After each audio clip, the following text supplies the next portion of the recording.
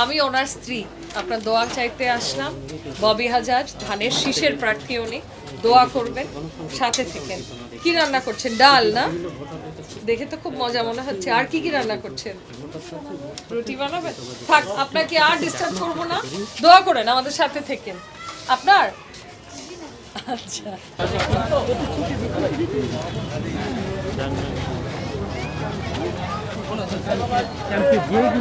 যারা নিম্নের মানুষ তারা সামনে বেশি ভিড় করেন, সামনে বেশি ভিড় করেন।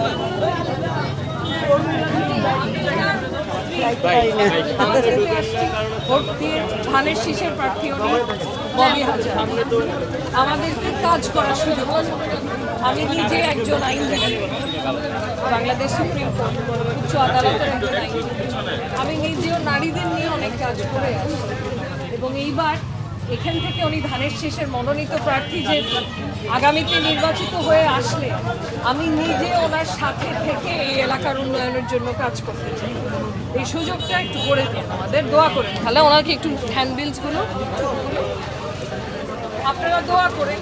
আমরা ভোট দিলে আমাদেরকে অনেক কিছু, আমরা কিছু সমস্যা যদি হয় আমরা যাবো, আমাদেরকে অবশ্যই যাইতে দিন, কিন্তু অনেক মানুষের মতো যাইতে দেয় না আমাদেরকে।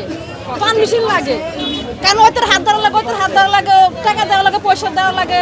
স্যান্ডেলিনা সো, রূপচর্চায় আভিজাত্য। সমস্যার কারণে আমরা গরিব দূর মানুষ যাই, কিন্তু আমাদের ঢুকতে দেয় না। যেমন আওয়ামী লীগ সরকার ক্ষমতা ছিল, আমরা অনেক কাজে সমস্যা ছিলাম, কিন্তু আমাদেরকে ঢুকতে দেয় না, বুঝছে? আমাদের টাকা তুলে দেওয়া লাগছে, আমাদের ঢুকতে দেয় না, কিন্তু দেখা করতে দেয় না আমাদেরকে। তাদের আমি কাছে আমাদের আবদার, যদি উনি যদি নির্বাচন দিয়ে পাস হয়, আমরা ইনশাল্লাহ ভোট দিব, আমি ধানের শীষে ভোট দিব, আমরা এলাকার কি ভোটার। কিন্তু আমাদের কোনো সমস্যা পড়ে আমাদেরকে ঢুকতে দিন, এটুকু আমাদের কাছে চাওয়া, আমাদের কোনো কিছু চাওয়া না।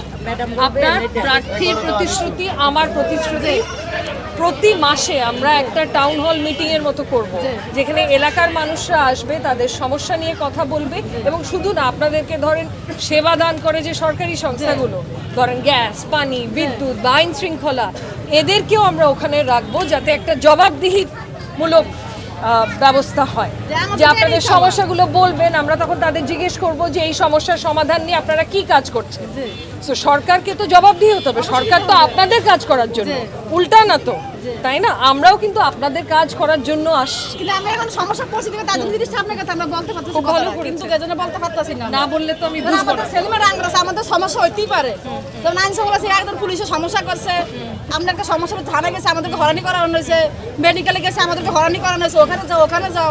যেমন পরিবার পরিকল্পনায় গেছি, যেমন বাচ্চা কালে গেছি, আমাদের প্রচুর হয়রানি করানো হয়েছে। যেমন ঘন্টা পর ঘন্টা আমরা বই আসছিলাম, এগুলো একটু সমস্যা, এগুলো একটু করে না, ইনশাআল্লাহ ইনশাআল্লাহ। আর আপনার মতো লোকজনকে আমাদের সাথে দরকার, কারণ আপনি মুখ খুলে সাহস নিয়ে কথাগুলো বলতে পারছেন। সবার কিন্তু সাহস নাই। ভালো করছেন। হ্যাঁ, আপনি একদম ফ্রি টাইমে আছে, আপনার সামনে গেছেন, আমাদের খুব ভালো লাগছে।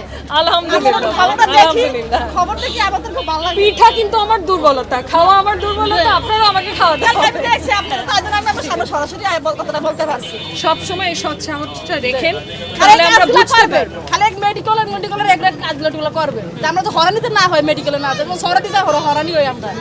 আমরা কাজের জন্য যাই, যেমন আমরা বেসরকারি মেডিকেলে যেতে পারি না, আমরা সরকারি মেডিকেলে যাই, আমাদের প্রচুর হরানি হওয়া লাগে। ইনশাআল্লাহ সেখানে ঘুষ দেওয়া লাগে আমাদের, খালি এগুলো একটু কাজ করবো না। আপনি কি জানেন যে এখানে আমরা মেডিকেল ক্যাম্প, যেখানে বিনামূল্যে চিকিৎসা দেওয়া হবে, অনেকগুলো করেছি এবং আগামীতেও করতে যাচ্ছি আমরা। তাহলে আমি বিশেষ করে বলবো, এই এলাকার অনেকেই কিন্তু আমাকে স্বাস্থ্যসেবা নিয়ে কথা বলছে, যে এখানে আশেপাশে যাতে একটা মেডিকেল ক্যাম্প করা হয়, যেখানে বিনামূল্যে এই সেবাটা দেওয়া যায়। এবং নির্বাচিত হয়ে আসলে ইনশাআল্লাহ এটা বড়ভাবে করা যাবে, কারণ তখন তো আমাদের হাতে কিছু ক্ষমতা আসবে কাজ করা। আমার ঘরে বুট 5 জন, আমার ছেলে মেয়ে 2 জন, আমরা 3 জন, 5 জন বুট আমরা এই এলাকার। আমার বোনের বুট আছে 6 জন।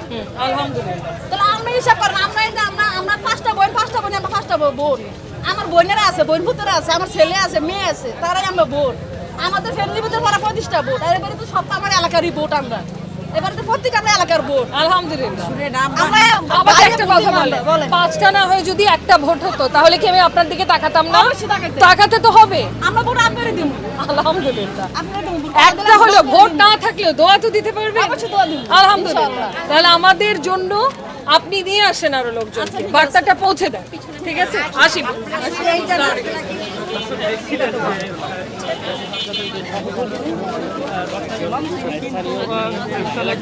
ভোটারদের সাথে কিন্তু কথা বলছিলেন, ভোটাররা কিন্তু বিভিন্ন দাবি দেওয়া কিন্তু করছিলেন নির্বাচন